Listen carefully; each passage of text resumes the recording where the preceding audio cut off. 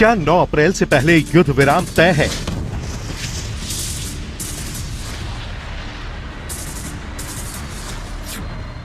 Trump ने ultimatum की deadline बढ़ाई। युद्ध में सीजफायर की घड़ी करीब आई।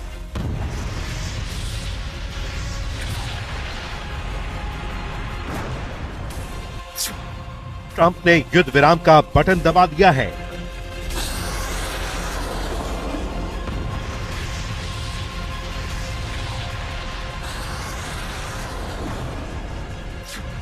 क्या ईरान को कबूल है ट्रंप का प्लान 9?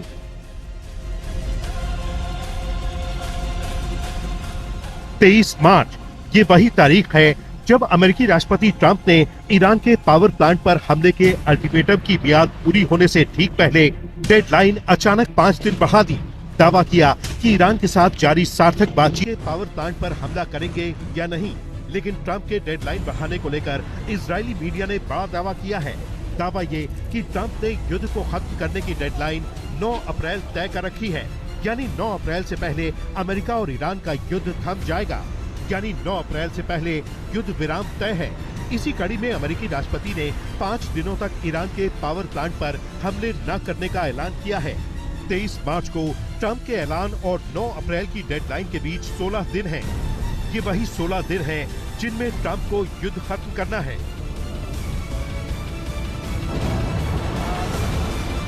युद्ध के 25 दिन गुजर चुके हैं। युद्ध की जद में पूरा मिडल ईस्ट है और युद्ध से खड़ा हुआ तेल और गैस का संकट दुनिया को अपनी चपेट में ले चुका है। अब सवाल ये नहीं है कि युद्ध कौन जीतेगा, कौन हारेगा, बल्कि ये है कि इस युद्ध का अंत आखिर कैसे होगा। सबसे पहले युद्ध विराम के सिग्नल को ट्रंप की जुबानी सुनिए। We have had very strong talks. We'll see where they lead. We have major points of agreement. I would say almost all points of agreement. Perhaps that hasn't been conveyed. The communication, as you know, has been blown to pieces. They're unable to talk to each other. But we've had very strong talks. Mr. Witkoff and Mr. Kushner had them. They went, I would say, perfectly. I would say that if they carry through with that, it'll end that problem, that conflict, and I think it'll end it very substantially. We have very much in mind our partners in the Middle East. We've had great relationships with a lot of them, as you know. A lot of them were surprisingly hit, and I was surprised to see it, and so was everyone else. But we have, they're very much in mind in the discussions. Trump की तरफ से यही संकेत दे दिया गया है कि अब युद्ध विराम तय है। इधर अमेरिकी राष्ट्रपति ने ऐलान किया, उधर इजराइल के प्रधानमंत्री नेतन्याहू भी सामने आ गए। नेतन्याहू ने भी यही दावा किया कि अमेरिकी राष्ट्रपति ट्रंप के साथ बातचीत हुई है। ट्रंप ने ईरान के साथ चल रही बातचीत और युद्ध विराम को लेकर समझौते की संभावनाओं से जुड़ी जानकारी दी, लेकिन नेतन्याहू चाहते हैं ईरान अमेरिका डील में इजराइल के हित सुरक्षित रहें। आज मैंने हमारे मित्र राष्ट्रपति ट्रंप से बात की है। राष्ट्रपति ट्रंप का मानना है कि इजराइल की सेना और अमेरिकी सेना की बड़ी उपलब्धियों का इस्तेमाल करके युद्ध के लक्ष्यों को एक समझौते के जरिए हासिल किया जा सकता है। ऐसा समझौता जो हमारे महत्वपूर्ण हितों को सुरक्षित रखे। इसी समय हम ईरान और लेबनान में हमले जारी रखे हुए हैं। हम मिसाइल और परमाणु कार्यक्रम को नष्ट कर रहे हैं और हिजबुल्लाह पर कड़े हमले कर रहे हैं।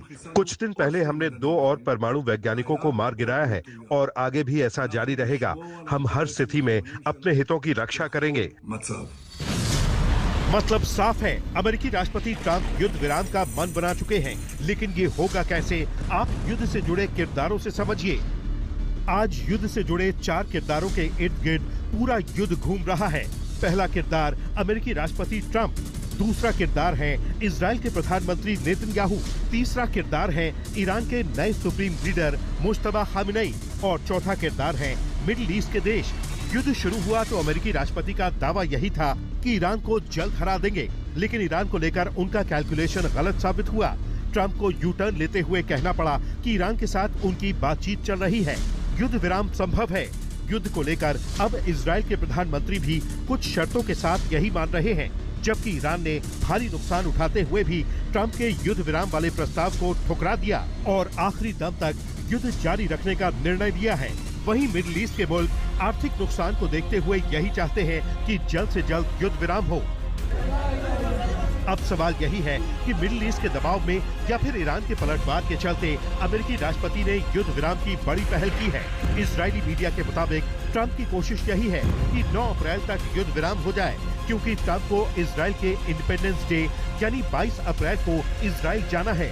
बीते साल जब ट्रंप को नोबेल पुरस्कार नहीं मिला था तो नेतन्याहू ने इजराइल का सबसे बड़ा सम्मान देने का न्योता दिया था। इसी सम्मान को लेने के लिए ट्रंप को इजराइल जाना है। अगर युद्ध 9 अप्रैल तक खत्म हो गया तो ट्रंप इजराइल जाएंगे, वरना यात्रा टल सकती है। दूसरी तरफ इजराइल का प्लान भी यही है कि ईरान के खिलाफ सैन्य कार्रवाई ज्यादा से ज्यादा यहूदी त्योहार पासओवर तक जारी रहेगी, जो इस साल 1 से 8 अप्रैल के बीच पड़ रहा है। अमेरिका और इजराइल ने अपनी मंशा जाहिर कर दी है, लेकिन अब गेंद ईरान के पाले में है, क्योंकि युद्ध रुकेगा या जारी रहेगा ये अब ईरान को तय करना है। आज तक ब्यूरो। और आइए अब हम आपको दिखाते हैं ईरान ने कैसे इजराइल को टारगेट बनाया हुआ है। ईरान ने इजराइल के सुरक्षा कवच को पूरी तरह से भेद दिया है। तेल अवीव, जिसे दुनिया का सबसे सुरक्षित शहर माना जाता था, ईरान की बैलिस्टिक मिसाइलों के धमाकों से दहल उठा है। इजरायली सेना के अनुसार ईरान की ओर से दागी गई एक क्लस्टर मिसाइल हाइफा के पास स्थित नेशर शहर में गिरी। तो आइए हम आपको दिखाएं ईरान और इजराइल के बीच युद्ध कितना भीषण चल रहा है।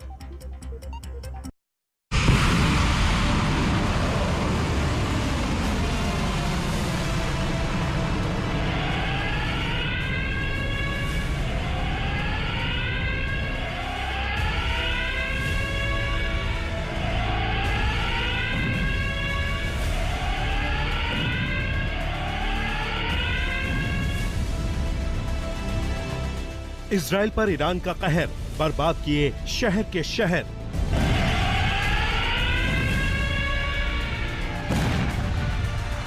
ईरानी मिसाइलों के आगे इजराइल का डिफेंस सिस्टम फेल।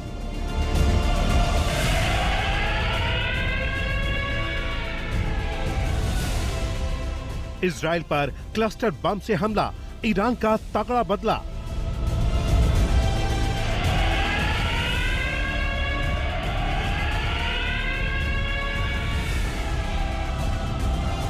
तेल अवीव से हाइफा तक इजराइल में ईरानी हमलों से हाहाकार।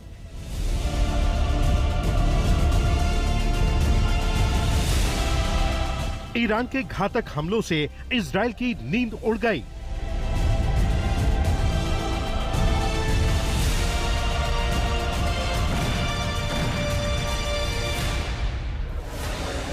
इजराइल की राजधानी तेल अवीव पर यह कोई आम हमला नहीं है।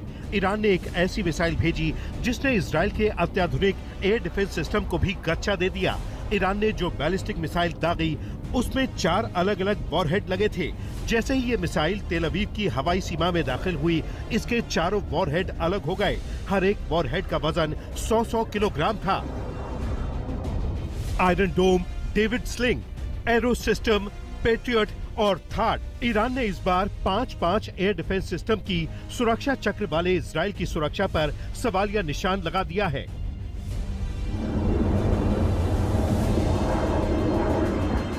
इजराइल के आयरन डोम और एरो सिस्टम ने इंटरसेप्टर तो फायर किए, लेकिन एक साथ 4 अलग अलग दिशाओं में गिरते इन बमों को रोकना नामुमकिन साबित हुआ।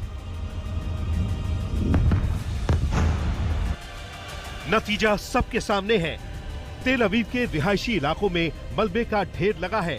कई इमारतों में भीषण आग लगी है और सड़कों पर खड़ी कारों से आग की लपटें उठ रही हैं।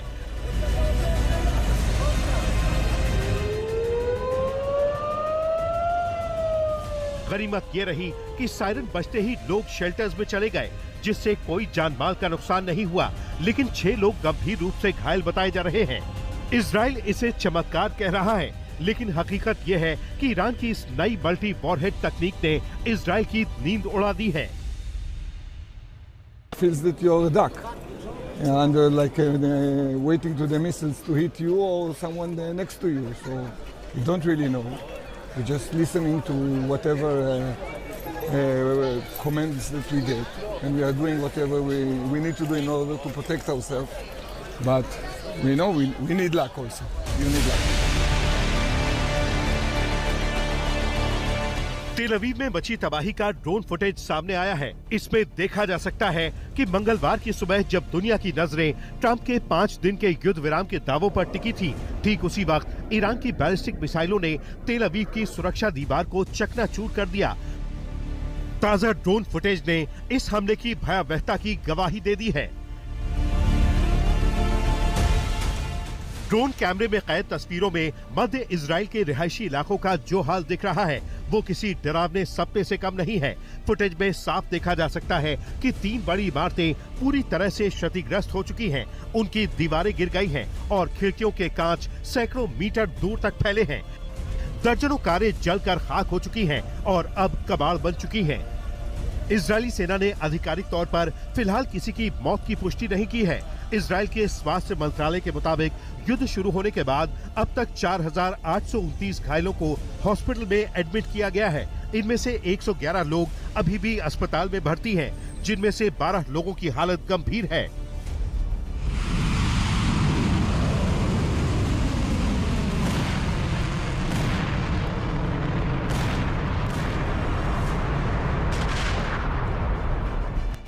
ईरान ने सोमवार रात से मंगलवार तक इजराइल पर 7 बार मिसाइल हमले किए।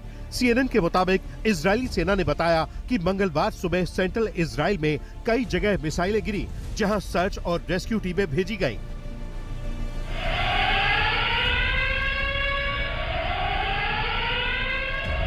इजराइल की सेना के मुताबिक ईरान की ओर से दागी गई एक क्लस्टर मिसाइल हाइफा के पास स्थित नेशर शहर में गिरी है।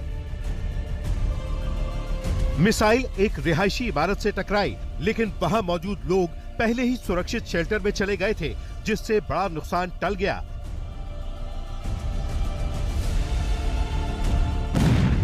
शनिवार को भी इजराइल के डिमोना पर गिरी ईरान की मिसाइलों ने सबको स्तब्ध कर दिया।